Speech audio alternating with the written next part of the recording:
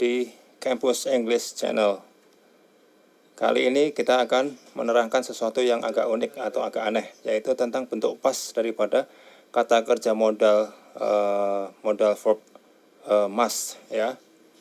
Nah, kita tahu kan semuanya, semua kata kerja itu dalam bahasa Inggris mempunyai dua bentuk waktu, yang past berlalu dan present yang kini atau ke depan. Nah, contohnya kata kerja will ya, bentuk lampaunya adalah would. Kemudian kita mempunyai shall, akan dan harus, bentuk lampaunya adalah should. Begitu juga can, dapat, bentuk lampaunya adalah could. Yang may, bentuk lampaunya adalah might ya, may mungkin menjadi might. Kemudian must, ini bentuk lampaunya apa dalam praktek. Nah, mestinya kan sesuai dengan yang sudah-sudah, yang 4 tadi kita terangkan, dia kata kerja model ini, must ini mestinya dalam bentuk lampau dimulai dengan huruf M kan.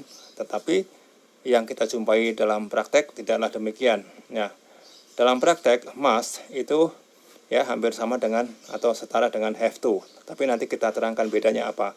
Nah, sedangkan karena must itu jarang ditemui bentuk lampaunya, orang menggunakan had to ya sebagai bentuk lampau dari kata harus. Karena have adalah kini, untuk kini maka had to menjadi bentuk lampaunya. Nah, di dalam praktek juga orang itu selain menggunakan had to, orang juga sering menggunakan bentuk ini, should have, bentuk plus verb ketiga. Should have verb ketiga ya. Nah, contohnya demikian.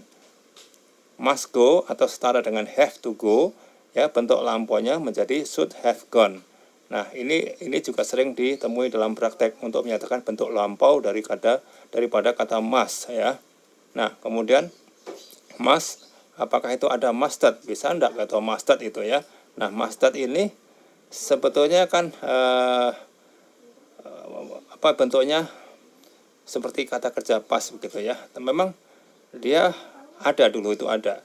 Nah, dalam literatur di internet yang kita temukan bahwa dalam diskusi bahasa Inggris ada yang menyatakan ya bahwa dulu tahun 1400-an itu, bahkan sebelum itu ya, itu mustard itu juga ditemukan dalam bahasa Inggris, tapi itu sudah kuno dan sekarang tidak dipakai lagi.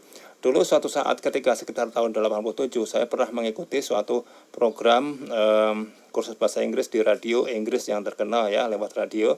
Saya dengarkan waktu itu juga ada membahas tentang pidato daripada Margaret Thatcher.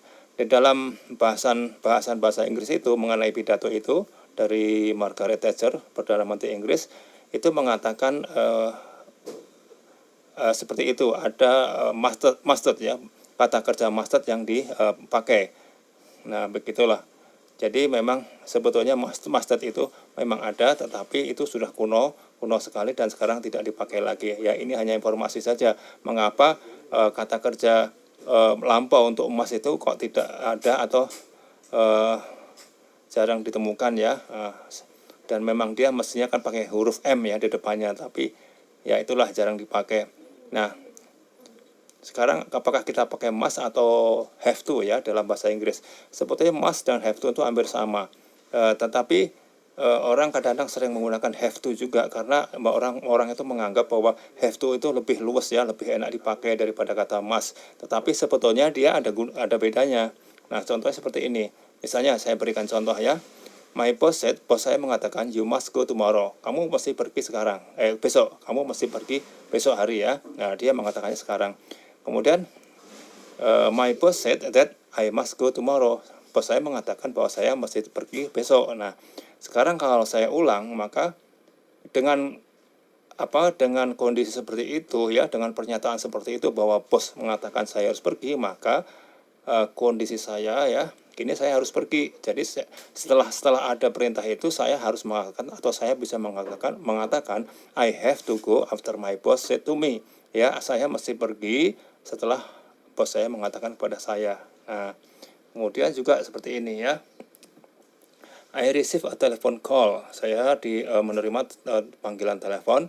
Then I have to leave. Nah, di sini saya mengatakan I have to leave pakai have to itu karena tadi ada panggilan telepon. Jadi ada suatu tindakan atau suatu kejadian yang mengharuskan itu saya menelepon. Nah, dalam kondisi seperti itu maka saya sudah harus mengatakan karena ada sesuatu yang memulai. Nah, di situ saya menggunakan I have to, bukan I must. Tapi dalam contoh berikutnya, ya, if I go by train, I must have the ticket, ya. Jika saya pergi dengan kereta api, maka saya harus membeli tiket. Nah, di sini I must gitu kan ya, karena saya memang mau pergi. Tetapi orang mengatakan juga dalam bahasa lain, I have to have the ticket juga tidak apa-apa.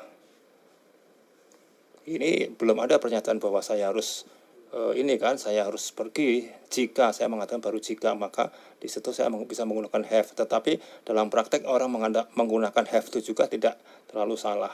Nah, kan. Kemudian due to the accident, my friend has to be taken. Nah, karena has to be taken to hospital, ya. Due to the accident, my friend has to be taken to the hospital. Jadi ada kejadian situ, ada accident, kecelakaan, sehingga teman saya harus bawa ke rumah sakit. Nah, di situ ada sesuatu yang menyebabkan dia itu harus. Nah, maka has to di sini artinya sudah harus, ya. Nah, situ sedikit bedanya saja. Tapi dalam praktek kadang antara must dengan have to itu orang sudah campur aduk dan tidak bisa, ya, tidak bisa dibedakan mana yang benar mana yang salah. Tapi memang have to itu mempunyai dia mempunyai keistimewaan bahwa dia itu lebih luas dipakai dalam percakapan. Nah, sekian, terima kasih. Sampai jumpa berikutnya.